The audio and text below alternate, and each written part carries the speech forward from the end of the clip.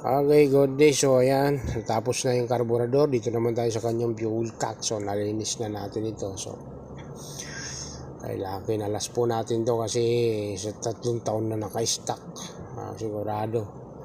Nagkaroon na yan ng umido sa loob para maganda yung daloy ng gasolina at malinis yung mga nakabara doon na parang putik. So, ayan. Pwede na ito ikabit. Nalinis na. Anuhan ko na rin ito ng rust converter. So, dito naman tayo sa sensor. Nakabit ko na rin. So, hopefully sana gumana ito. Retrieve. O hindi, papalitan muna ng bago. Pero kung wala namang budget, pwede na ito pagtyagaan muna. So, hanggang sa makabili ng bagong floater. Ayan, itong breather. Siguraduhin na yan ay sumisingaw, kasi yan pag hindi sumisingaw walang bababang gasolina.